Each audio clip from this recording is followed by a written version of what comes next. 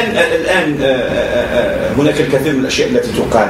هل هذه المستويات الثلاثة من الفشل علاوة على فشل الاستراتيجيات التي تبناها في السبعينيات إلى حد كبير على مستوى الثورات المختلفة التي لم تعطي النتائج التي كانت المنتظرة منها؟ أكيد. وحان وقت المرض وحان وقت الرحيل وتوفي بومدين. هناك أنا كنت دائما أطرح سؤال على نفسي وقد طرحته على الكثير من المناضلين ومن المحللين ومن الذين عاشوا الفكرة ومن الوطنيين الكبار الذين رافقوا الحركة الوطنية والاستقلال. فيه سؤال نفسي شخصي. ربما بومدين لم يعتقد أبدا في أي لحظة من اللحظات أنه كان سيموت وهو في تلك السن.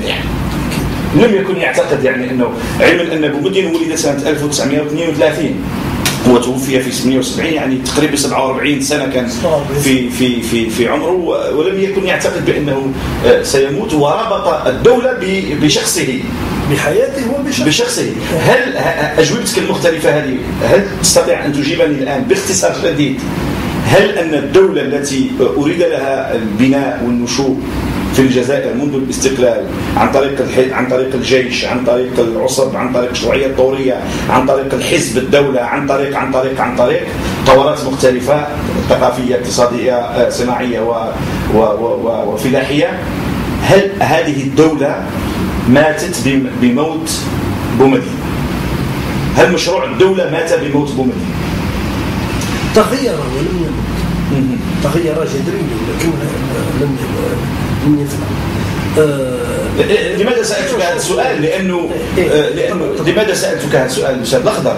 لأنه حينما نحلل طبيعة النزاعات على الحكم في مرحلة وفاة بومدين وفاة وما بعد وفاة بومدين مباشرة، النزاعات التي حدثت ظهر منها أنها كانت نزاعات جماعاتية عصبية يعني c'était des conflits de clans, c'était des conflits pour le pouvoir, une course pour le pouvoir, et il n'y avait aucunement l'idée d'un projet de société, il n'y avait aucunement l'idée d'une quelconque vision pour une autre Algérie complètement différente ou institutionnalisée ou politisée différemment, ou une ouverture sur la société ou une libération de la société. Il n'y avait pas de projet d'idée, du moins sur la trace laissée qui nous a été léguée par cette période. C'est si on peut schématiser les choses, mais en allant à l'essentiel. La période de Boumediene, on va dire la grande période de Boumediene, c'est-à-dire 62 à 78. C'est ça la période de Boumediene. 62 à 78, Boumediene a régné. Il n'a pas gouverné, il a régné. Il a installé un empire. C'est une institution qui a... C'est-à-dire un empire dans le sens personnel du terme. Pas dans le sens puissance d'un État, d'un pays. Il a tenté il a rêvé lui aussi d'un empire, surtout au moment où l'Algérie a beaucoup investi pour développer une base économique basée sur l'industrie, la fameuse industrie industrialisante qui va se développer dans les années 70. Et ensuite, quand la manne pétrolière a commencé à rentrer, il a commencé à voir grand. Et à voir grand, il pensait que les premières années de l'Algérie qui étaient très difficiles, il faut savoir, et je crois que Brahim al-Islam le dit dans le livre Le hasard et l'histoire, qui a été donc El-Kenz Mahfouz Ben-Noun dit pratiquement que les finances algériennes et l'économie algérienne ont été portées à bout de bras par la France. Qui est mieux que Brahim al-Islam, qui était membre du GPRA, il était membre du GPRA, puis il a été dans l'exécutif provisoire, au titre du GPRA. Qui mieux que lui pouvait savoir ce qui était en train de se passer.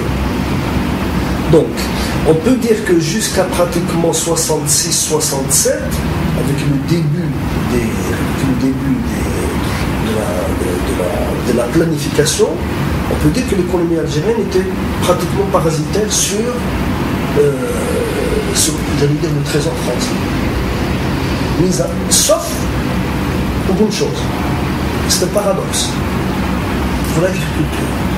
Il faut que les Algériens se rappellent que en 1963, la mobilisation de la paysannerie algérienne dans le cadre de cette fameuse autogestion a abouti à une récolte exceptionnelle qui n'a jamais plus été connue. Une récolte exceptionnelle. Bon, certains diront c'est la manne céleste, c'est la main de Dieu, c'est la main d'Allah, tant mieux. En tout cas, il est sûr qu'avec la mobilisation qui a été faite, avec vraiment l'entrain, l'enthousiasme, il y avait véritablement une profusion de produits agricoles et les gens n'étaient pas contraints à ce qui allait se passer dans les années 70. Dans les années 60, les gens n'étaient pas. Il y avait un peu de tout. Peut-être qu'effectivement la population était moins nombreuse. Ça, c'est possible. Toujours est-il qu'à partir de 69, quand il a 67-68, quand il a lancé le fameux plan triennal, c'était un plan de mobilisation de capitaux pour moi. Parce qu'il n'y avait pas aussi de gros projets industriels, c'était un truc. Il s'est dit, on va construire une base économique. Mais il ne faudrait pas qu'on revienne à cette période. Parce qu'il faudrait qu'on avance un petit peu. Non, bien sûr. Oui. Donc, il a pensé à un peu faire du nasserisme. C'est le système nassérien. C'est ce qu'on a dit dans notre histoire. Oui. Donc, système nassérien, il réalise la base économique, il commence à programmer la base économique 60, 70, 71, 72, les nationalisations des hydrocarbures qui parachèvent la nationalisation des richesses du sous-sol, ça lui donne l'idée qu'il est maître du territoire. Maintenant, il sait qu'il y a un certain nombre de problèmes, comment va-t-il les régler? Il va les régler soit par la violence, mais s'il fait la violence, il va faire rentrer le pays en turbulence. Il va essayer de ruser. La ruse est devenue un système de gouvernement dans notre pays. Il va ruser avec la société, il va ruser avec ses adversaires, parce que ce ne sont pas ses ennemis, ce sont ses adversaires. Il va ruser en faisant cette ouverture électoraliste, donc à partir d'un texte fondamental qui est le texte de la charte, qu'il a respecté, qu'il a fait débattre, qu'il a occupé les gens avec ça. Donc, quand il a fait cette mutation, il a dans la tête que le système va durer au moins 40 ou 50 ans. Non seulement le temps de sa législature, il a vécu 45 ans, 46 ans. 46 ans, c'est la moyenne d'âge aujourd'hui. L'âge, les gens maintenant de sa génération peuvent aller jusqu'à 85-90 ans. Oui. Donc il est pratiquement à mi-chemin.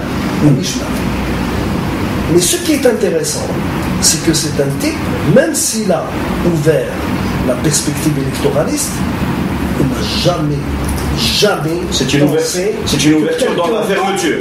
Que quelqu'un d'autre pouvait le remplacer. Se présenter, pas le remplacer, c'était hors de question, pouvait se présenter contre lui. C'est impossible. C'est-à-dire qu'il pensait l'État à travers lui. L'État, c'est moi, comme disait Louis Cassat plus d'une fois. Et cette culture, ça c'est une culture qui est une culture boumédiniste. C'est la culture de celui qui, étant arrivé à la tête de l'État, pense qu'il est à la tête de l'État, qui sera à la tête de l'État jusqu'à sa mort. Ça c'est une culture qui s'est mise en place. C'est pour ça qu'on retrouve la même culture chez l'actuel président. Chez l'actuel et chez les prédécesseurs. Les prédécesseurs. Si j'ai lu en diagonale le livre de Khalid Ozal, quand il parle de café, il dit qu'il a fallu qu'on le mette à la porte. On l'a obligé de partir, parce qu'il voulait rester. Et ils ont fait voter à ce moment-là l'article de la Constitution qui prévoit, qui limite aux 2 mandats. Non, ça c'était avec le président Zeroual parce que la fin du mandat officiel, on arrivera à ça. La fin du mandat de Zeroual était prévue déjà en 1994, donc la fin du HCE était pour 1994, donc il fallait la conférence du dialogue national CDN qui préparait le temps de l'arrivée de quelqu'un comme Zeroual, comme chef de l'État, etc. Cela dit, n'oublions pas que Cheb Ibn Jdid a commencé en 79 et qu'en 89, il est parti par le mouvement de la rue. Et les militaires l'ont déposé. En 80, pas en 89. 90 ou 80. Non, il est parti le 11 janvier 1992. Non, moi je te demande de l'analyse, de la réflexion, pas des dates, non, pas l'événementiel. L'événementiel ne m'intéresse pas tellement. Ce qui m'intéresse, c'est l'analyse de la structure, etc. Justement, tu ne m'as pas répondu à la question. Et s'il te plaît, on ne revient pas aux années 60, on ne revient pas aux années 70. On en a parlé trop longtemps. Maintenant.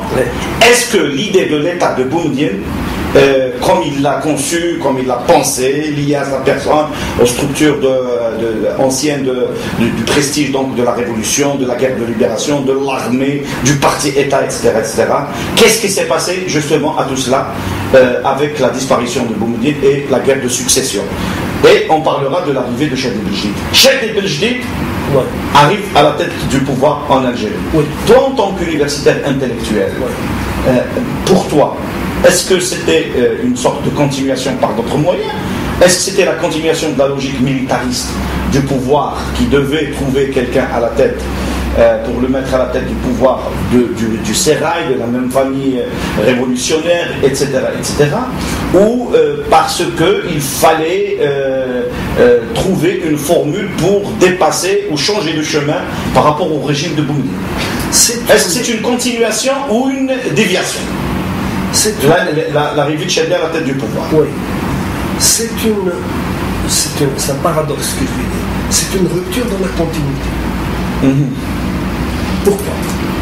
Parce que dans la logique des choses, quand Boumediene était mourant, il y avait deux candidats potentiels. Bon, ils ont eu simplement la délicatesse au moment où il était en train il était très malade. Ils ont eu la délicatesse de ne pas repeindre l'Alia. Me préparer. Ce qui sera fait un peu plus tard pour quelqu'un d'autre. Oui.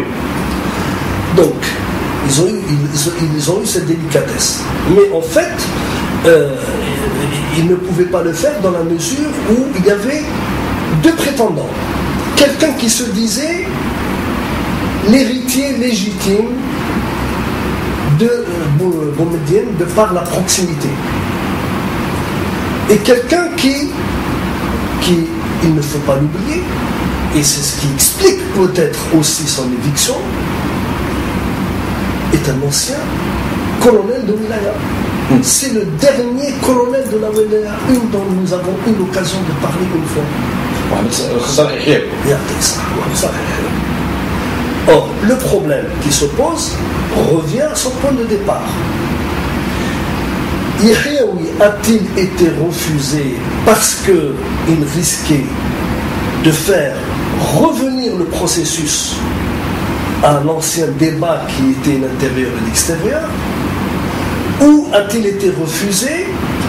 La rumeur le dira par la suite et amplifiera en disant qu'il avait des acquaintances avec les soviétiques, etc. Donc c'est un homme qui n'a strictement rien à voir ni de près ni de loin, ni avec le socialisme, ni avec le communisme, ni avec la démocratie.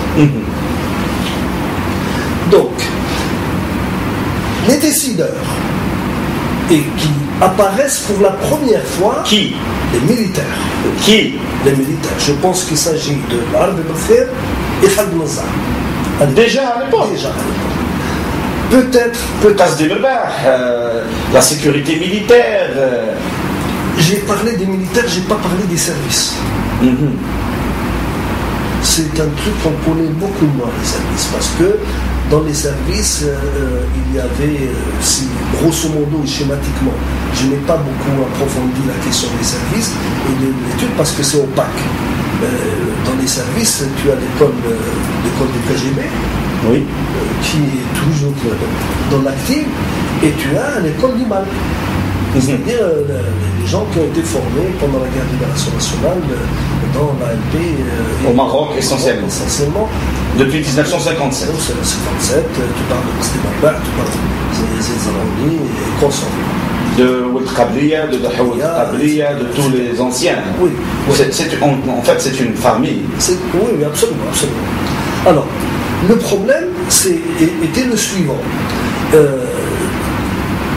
Qui vraiment a eu le dernier mot? Moi, je pense que des gens qui, il a dû y avoir un deal entre les militaires et les services. Maintenant, je connais mal les rapports étroits de connivence et de complicité entre les militaires, les responsables hauts gradés des militaires, de l'armée et ceux des services. Essentiellement à l'époque de l'armée de terre. Bien sûr, essentiellement l'armée de terre était à l'époque de toute façon. C'était l'armée traditionnelle, l'héritière de. Exactement. Bon. Ce que je peux dire d'une manière générale, à peut-être une exception près, au regard de la vie politique de notre pays. L'armée algérienne n'a jamais donné un officier démocrate, républicain, éclairé à l'image d'Hôtel de Carbone, le portugais. Il n'y a pas ce genre de... C'est-à-dire, nous n'avons pas eu un groupe comme celui du MFA, le mouvement des forces armées au Portugal, la révolution des œillets. Absolument. Le seul cas exceptionnel, mais nous le discuterons un peu dans la décennie 90, c'est le cas de Zawal. Le cas de Zawal qui a accepté de revenir par les élections et de partir par choix politique, etc. Ou peut-être par injonction, on ne sait pas. On va le discuter. Parce que son départ aussi, il y a beaucoup de pose problème en termes d'analyse.